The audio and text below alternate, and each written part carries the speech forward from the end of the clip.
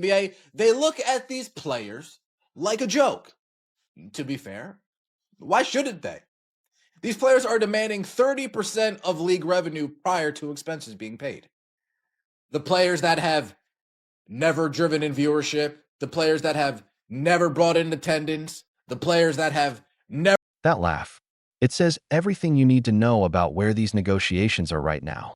Because when you're asking for 30% of league revenue before expenses, in a league that hasn't turned a profit in 28 years, yeah, the owners aren't going to take it seriously. They're going to laugh. And that's exactly what's happening. The WNBA Players Association submitted their CBA proposal a month ago, January 2025.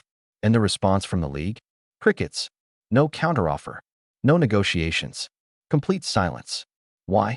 Because, according to the league, the proposal wasn't even different enough from the last one to justify a reply. In the making, since the players union decided to put out a hype tape, a hype video of them saying, we deserve more. We're opting out.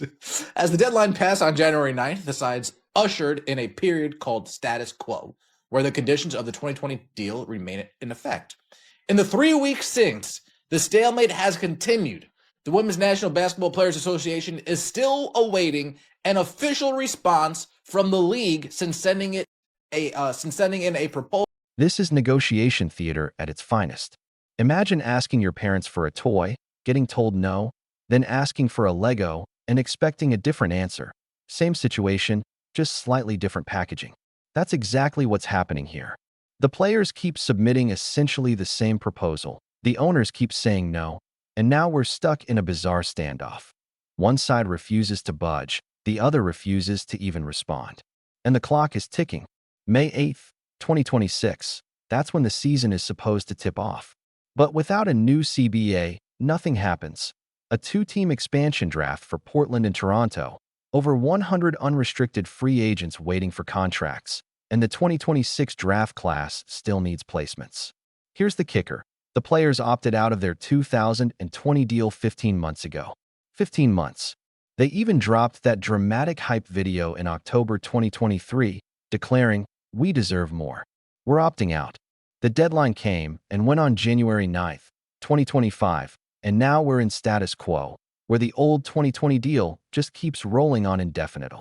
Players who aren't doing the compromising? Does that player understand that it's the players who aren't doing the compromising? Every proposal we see, every offer we see from the owners seems to be more and more compromising. They seem to give more and more money, and it's the players that say, no, but this 30%, we want this. We're not compromising, we want this. Interesting. Assessing a path forward. Come to a mutual understanding on revenue sharing.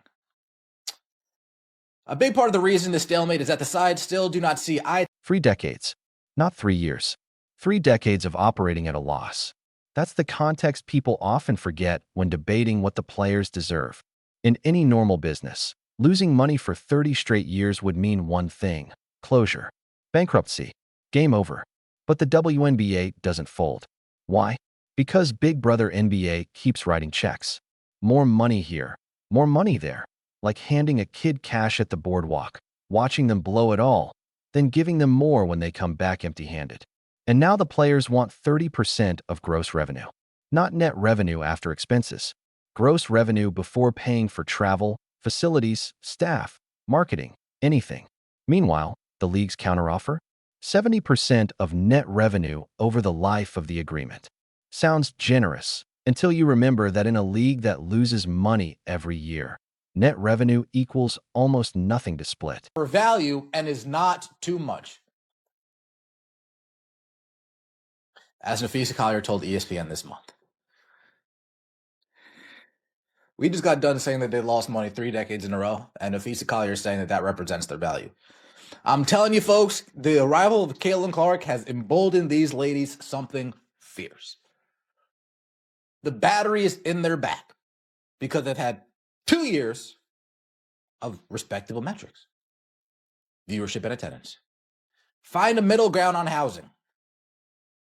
Here's where things get really interesting. ESPN's reporting breaks down 4 possible paths to a deal, and one of the biggest sticking points is housing.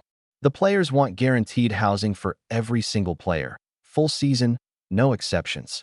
Now, please put that in perspective. NFL, NBA, NHL, MLS, MLB, none of them provide season-long housing.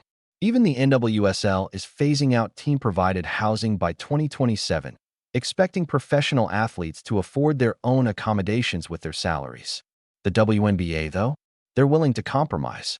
Their proposal: provide housing for non-guaranteed contract players and those in high-cost markets who don't make six figures. Makes sense, right? If you're earning six figures, buy your own place.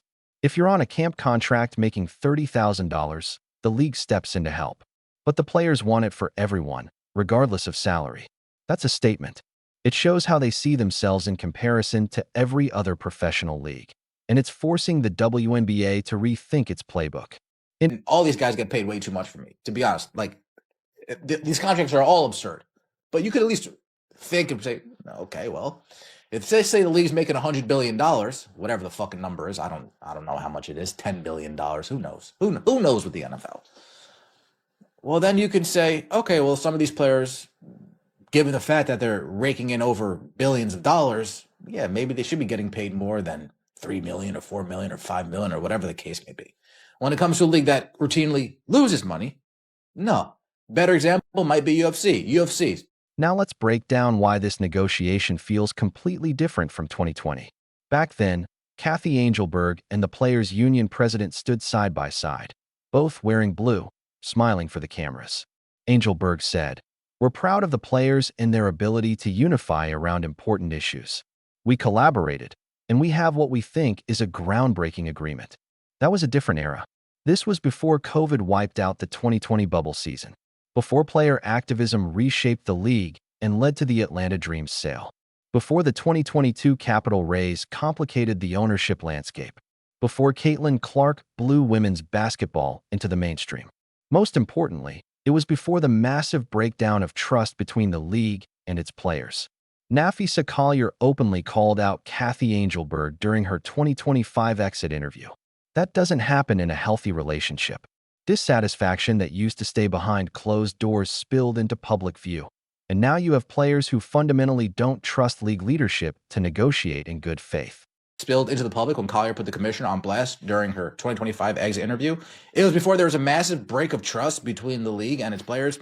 It was before people watched this stuff.